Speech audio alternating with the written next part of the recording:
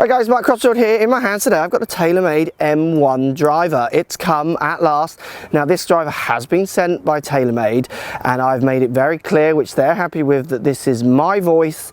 They had no influence at all on anything I say, which is the kind of arrangement I have with all of the manufacturers, and I used to always have with them as well. Not quite sure what happened there, but anyway, we've got it, the M1. We're going to test it. We're going to change the settings around. We're here at Dawlish Warren Golf Club. Let's get stuck in.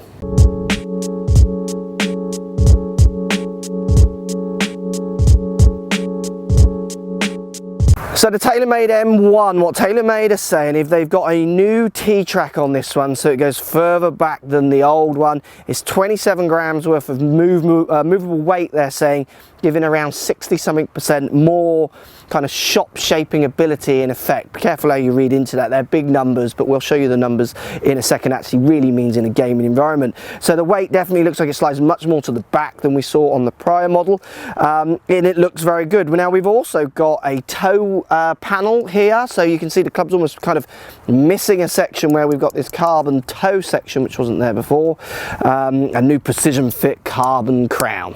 So on the M1 we get inverted cone technology, keeping the COR up to its legal limits, they're saying, so that rebound on the face is what TaylorMade are working on with that one. And we also get the changeable sleeve, so when it comes to changeability on this club, it's got all the bells and it's got all the whistles. Looks really good down by the ball, like the prior one, maybe a little less white to black, which is fine. I don't think you would buy over either. They both look really good.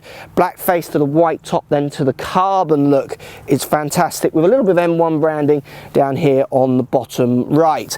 Now before we give it an accuracy test and an on-course test, let's show you the dry testing, the custom fitting testing that lots of you will go through. Let's take a look at these numbers. So M1 numbers, I've got the weight forward, I've got the weight back for the numbers here. So the bottom set of numbers here is in its high setting, that's with the weight set to the back. 261 is the carry I'm getting, so filling, jumping right in there at my 262, 261 carry.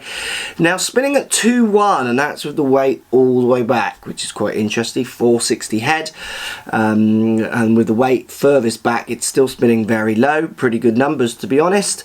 Peaking height at 32. I then moved the weight forward, so it's lower spinning option, and you can see the spin was 2136. I mean, there's nothing in the spin for those two clubs for me. Really minimal in the change. And then carrying 263, so 2 yards further carry, so nothing. You couldn't quantify that over what strike would do. Now I did go a little bit lower though, peaked height at 30 rather than 32, launched at 12 rather than 13.1. Tiny numbers changes in that weight. I think that weight change is used for so many people more as it's a real selling tool to kind of play on your minds, I think. But look, let's get out on the course and see what difference it actually makes in a gaming environment. So not bad numbers there at all, pretty good, exactly what I'd expect from TaylorMade. They make fantastic drivers, they have done for years, and they're good numbers. I was quite surprised considering how much the track is moving, how little I was moving those numbers in there as well. It's an interesting one, as what you work into marketing and what you worked into facts. And we're going to do a test in a second where we go out and see the difference between front and back as well, but you can see from that test it wasn't that much for me. Right, 2 shots on a hole where if you hit driver you have to be super accurate. Anyone who's watched any of my other reviews, got to literally take it over this right hand corner and see how accurate I can be with it.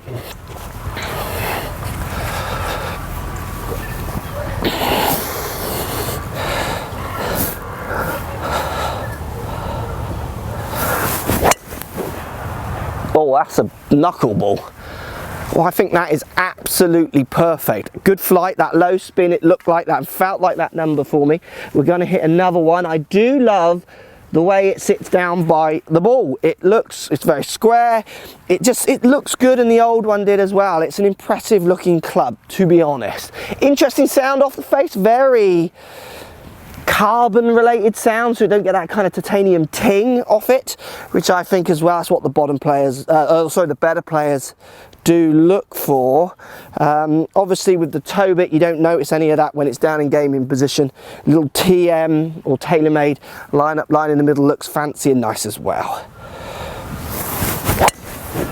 And there's my standard pull. That might need to get down. That's me more than the club.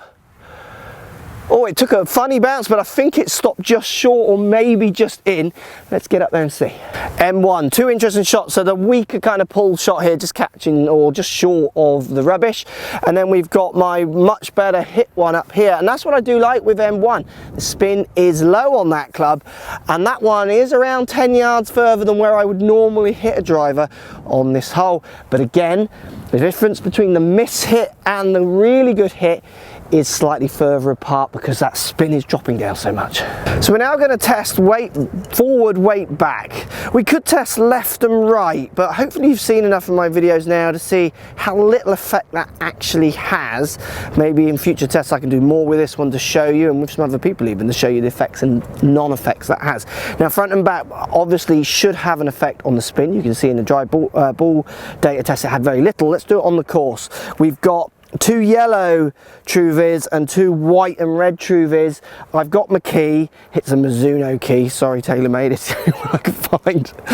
Incidents. And we're going to move the weight forward and back and see which one goes further, straighter, higher, lower, all those kind of things. So we're going to start with weight forward, lower spinning, moving the centre of gravity's forward. We're going to go for the two yellow Truvies on this one. Let's see where they go and if there's a difference.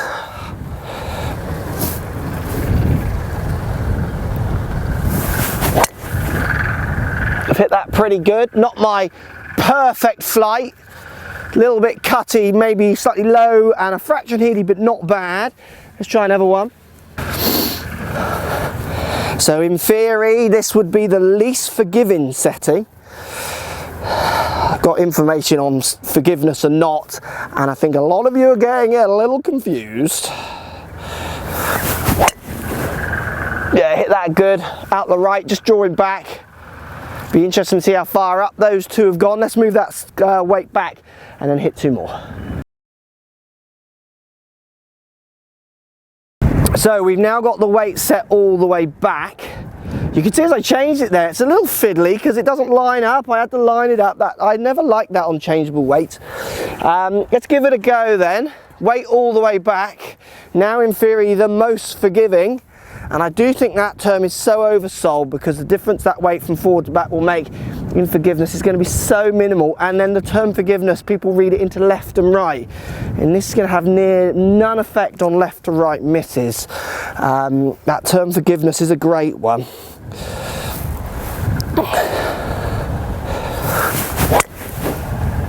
Now I reckon that'll be the longest, because that is slightly high toe and lower spinning. It'd be interesting to see. I reckon that'll be the longest. Be interesting to get it there and see. Let's do one more.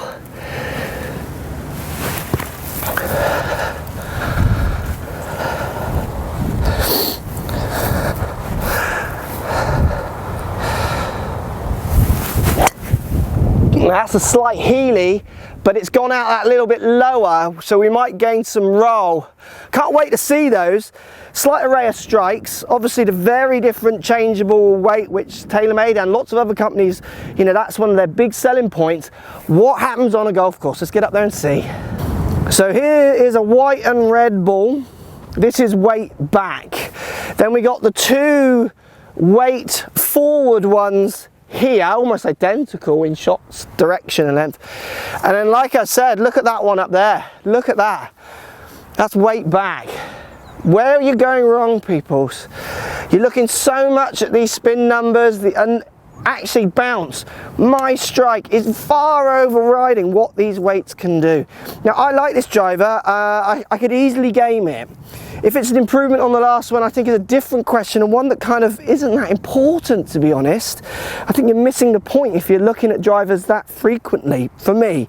But weight forward, weight back, making small differences. Go with your feel, go and get a fitting and see which one you like the feel of. If you get slightly better numbers out of it, great. But getting it on the course and seeing those real kind of outcomes is as important. It's interesting. Yet again, my strike wins. Good looking driver, sits lovely, sounds great. I can see why the world's best want to play this. It's a good looking club. Follow me on Twitter, Facebook, Instagram, Snapchat, Periscope, all the normal social places. Also, come and visit my new website, markcrossfieldgolf.com. See you over there.